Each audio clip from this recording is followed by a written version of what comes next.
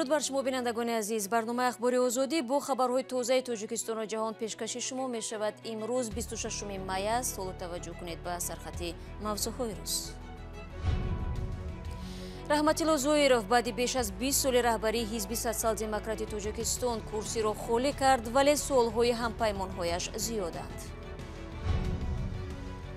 сафари нокоми даҳо тоҷикистонӣ ба Бишкек, мақомоти қирғиз мусофирони Сомон Эйро ба фурудгоҳ роҳ надоданд. Мисол буромадан консулам омад, на қабул накарданд. Ай формадаи даже намондан ай самойло. ва як варзигари афғон бо фурӯхтани медалҳояш мехоҳад ба оилаҳои дониҷоне кӯмак кунад, ки дар бомбгузорӣ чанди пеш кушта шуданд. Раҳматилло Зоиров раҳбари ҳизби сотсиал-демократи Тоҷикистон аз раиси ҳизб канор рафтааст. худи Зоиров ин хабарро ба радиои озодӣ тасдиқ намуда афзуд, сабаби асосии канор рафтан вазъи саломатиаш мебошад. ба қавли Зоиров, ба ҷои ӯ Қиёмиддин Азизов, яке аз муовинони раиси ҳизб, ба ин мақом омад. Раҳматилло Зоиров ҳуқуқдони 64-сола ва мушовири пешини президент, ки аз замони таъсиси ҳизби сотсиал-демократи Тоҷикистон камаш 20 соли охир раёсати ин ҳизби мухолифро бар уҳда дошт, сабабҳои дигари аз вазифа рафтанашро чунин шаҳр дод. мо хулоса кардем, ин чиза бисёр муҳокима кардем шӯрои сиёсиям ва муҳокима кардем, ки дар ҳақиқат раис бисёр фаъол буданаш дар кор. Лекин вақте ки одаме ки фаъолияти илмӣ, фаъолияти мисол сиёсӣ ё ки дигар чиз аст, лекин фаъолияти одаме ки вай бевосита ҳаракат мекунад ё ки ҳаракат намекунад, ин дигар чиз аст. вақте ки ба хулоса мебиёӣ ки одам мевосита худаш ба мақомоти як давлатӣ, ба вазорати адлия, бар суди олӣ, ба дигар ҷоҳо худаш рафта наметавонад ва амал карда наметавонад, ин албатта маҳдудиятҳоро пайдо мекунад. барои ҳамин ман дар шӯрои сиёсӣ ариза гузоштам, ки азбаски муҳлаташ тамом шуд интихоби ман. дуюмаш он ки ман дар ҳақиқат дуру дароз раис будам, инашам ба ҳисоб гирифтан дар кор. ин акун дар ҳизби сиёсӣ як симои нав пайдо шуданаш дар кор ва сабабҳои гуногун бо инҷа 10-15 мисол ҳар гуна асосашо овардан мумкин, асосои ҳамаша дар бар гирифта хулоса кардам дар кор, ки раисгарӣ рафтан дар кор. лекин ин мазмуни онро надорад, ки ман раиси навба як мисол маслиҳат ё ки дигар чиз ё ки роҳ нишон додану бас мекунам. ман албатта ин корое мекунам, то имконияте ки дорам роҳ нишон дода метавонам. аммо баъзе аз ҳампаймонони Зоиров гуфтанд, ки бо тасмими охири ӯ розӣ нестанд. ба қавли Шокирҷон Ҳакимов, муовини аввали раиси ҳизб, бар асоси оинома дар сурати бемории раис масъулият бар зиммаи муовини аввал мегузарад, на каси дигар. вақте ки безафис раис мурад, касари фалат шавад, ягон сафари хориҷеро бозгашташ маълум нашавад ё дигар ҳолатҳо бошад ё истеъфо диҳад,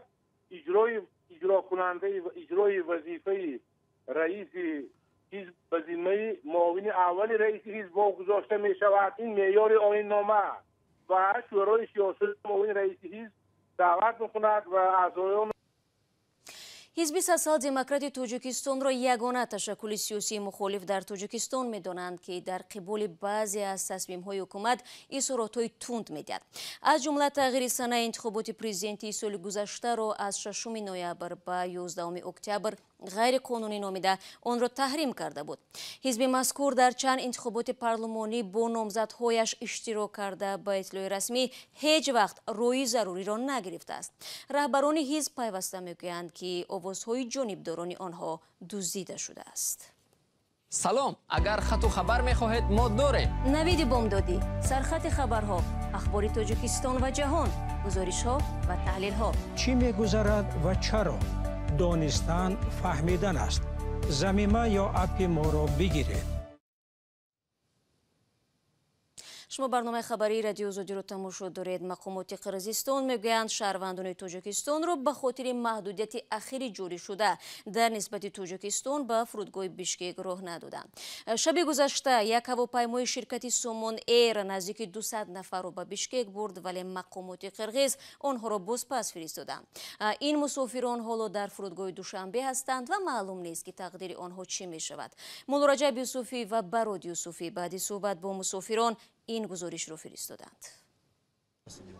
دهها تاجیکستانی پروازی چارتری دوشنبه بیشکک که به دوشنبه برگردانیده شدند حالا در فرودگاه دوشنبه سرگردانند. آنها نمیدونند که پول بلیط‌هایشان را برمیگردانند و یا نه و با گناه کی چنین بحران پیش آمد. این پرواز چارتری مربوط به شرکت سیاحی قرغیزی اسال تریول گروپ بود که سامان ایر انجام داد. مقامات قرغیز شهروندان تاجیکستان را بعد زیاده از 4 ساعت انتظاری در داخل طیاره به دوشنبه برگردانیدند. یا 5 ساعت 6 ساعت در اونجا ایستادیم در دوی سمایلوت. سالی آدمای خمون تا حد امکان کوشش کردن که مقصد با یک خلاصه بیان که ما قبول کنن ما در دیگه ریس با دلش بریم. مثال برآمدن کنسول اومد نه قبول نکردن. فرماندهی داجی نمیموندن از سمایلوت. وزارت کارهای خارجی تاجیکستان گفت جانب قرغیزستان بدون آگاهی رسمی هواپیمای سامان ایر را قبول نکرده است. مسافران نیز میگویند حتی تا رسیدن به فرودگاه بیشکک کسی از چنین احتمال آگاه نبود. تو هم سمالوت چیتن خیلی گپ نبود. سمالوت چیش داجی با گفتن که خیلی اوزی ما گپ میزنیم مقصد میخوام گفتن که اوجه رفتم با فکرم گپ زن دیگه نشید بعد با هم خیلی من کردن ایستادیم. برخی از مسافران این پرواز میگویند به آنها وعده دادند که پول چیپته‌های سمت دوشنبه تا بیشکک را برمیگردانند. اما آنها میگویند به این وعده ها چندان اعتماد ندارند و نمیدانند که بقیه پول را کی باید دهد. بیشکک بوسه اورال کمپانیا بود. ای دوشنبه تا بیشکک سومونایر بود. سومونایر روز گفته که پولی ای دوشنبه تا بیشکک میگردونه میتیم تو اون طرفش ختمرین حل کنیم. حکومت قرغیزستان روز 24 می گفت که از 21 می برای شهروندان تاجیکستان محدودیت‌های رواآ مقرر کرده است. مقامات تاجیکستان میگویند طبق مقررات دیپلماتی طرف دیگر میبایست آنها را رسما در جریان میگذاشت. در داخل طیاره سمت دوشنبه بیشکک 186 مسافر قرار داشت که 177 نفرشان شهروندان تاجیکستان بودند. همه شهروندان تاجیکستان را به دوشنبه برگردانیدند. آنها میخواستند از طریق بیشکک به روسیه روند. گزارش همکاران ما را تماشا کردید. راهبندان قرغیزستان در حال صورت میگیرد که این کشور طی چند سال اخیر به یک مسیر پر استفاده مهاجران کره تاجیک به روسیه و از روسیه به تاجیکستان تبدیل شده بود.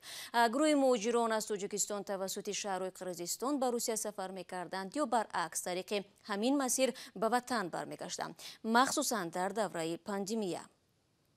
حالا از همکارم عبدالله اشورов میپرسم که قرغیزستان برای تاجیکستان همچون کشور ترانزیتی تو چه حد مهم است و برتری این دولت در چیست که مهاجران به آن رو آوردند؟ سلام شهلا. مهاجران کاری به خاطر ارزان بودن بلیط هواپیماها به روسیه و برعکس از مسیر قرغیزستان تا راهبندان دیروزه استفاده می‌کردند. بیش از همه مهاجران توسط فرودگاه شهر اوش قرغیزستان و همچنین بیشکک پایتخت این کشور به روسیه می‌رفتند. برخی ها از آنجا برمیگشتند. برای مثال نرخ پرواز به اوش از شهرهای روسیه از 8 تا 10 هزار روبل یعنی به حساب میانه 150 دلار است. اما نرخ بلیط هواپیما از روسیه به تاجیکستان تا 5 برابر از این گرانتر است. ارزش بلیط از تاجیکستان به روسیه از 400 تا 1000 دلار است و گاه بیشتر از آن. در دوره پاندمیه فرقیت در نرخ بلیط ها باز هم بیشتر شد، اما قبل از آن هم وجود داشت و بیشتری مهاجران توسط فرودگاه شهر اوش رواآ می‌کردند. یک گروه از تاکسیران‌های تاجیکستان و قرغیزستان هم میان شهر اوش و خوجند تاجیکستان دائم رواآ داشتند و مسافران را برده می آوردند. عبدالله، اکنون که قرغیزستان راه را بست، برای مهاجران چه الترناتیوی میماند؟ آنها از کدام راه میتوانند همین گونه ارزانتر به روسیه بروند؟ به قول جای پردرآمد خالی نمیماند شهلا. در پس منظر آنکه قرغیزستان بر زیان شرکت‌های هواپیمایی و تاکسیران‌های خود راه را بر روی شهروندان تاجیکستان بست، ازبکستان آمادگی خود را برای مسافرکشانی از تاجیکستان ابراز داشت.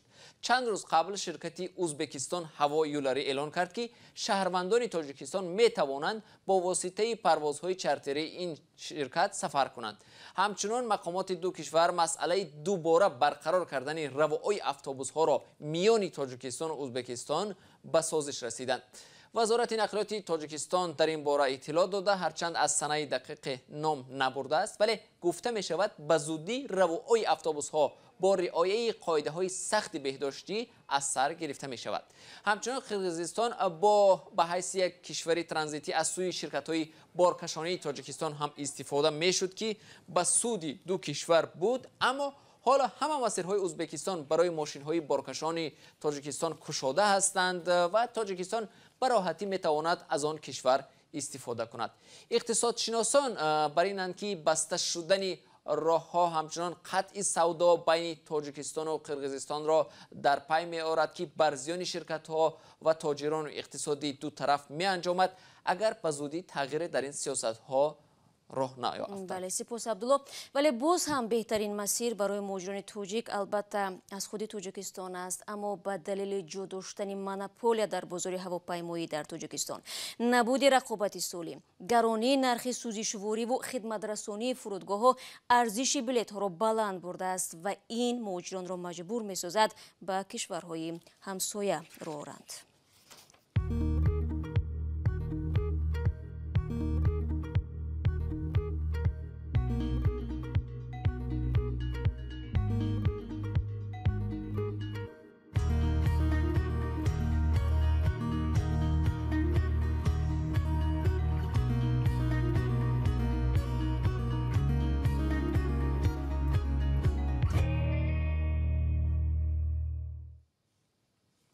رو می‌آوریم به افغانستان. یکی از ورزشکاران شناخته و رزمکاری افغان حسین بخش سفری نیت دارد چندی از مدال‌هایش را که در مسابقه‌های بین‌المللی به دست آورده است بفروشد.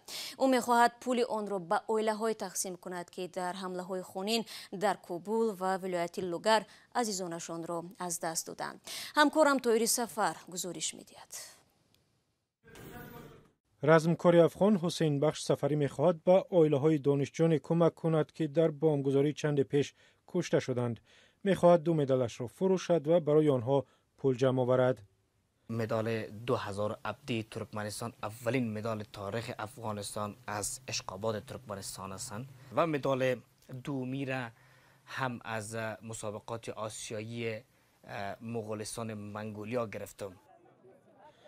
روز 8 می در نزد مکتب سیدالشهدا در کابل ترکش رخ داد. کمش 100 نفر هلاک و 160 کسی دیگر مجروح شدند. بسیاری از قربانیان دختران نورسی بودند که از مکتب بیرون می آمدند. روز 3 اپریل در نتیجه حمله به یک مهمانخانه در شهر پول علم ولایت لوگر 26 نفر جان باختند.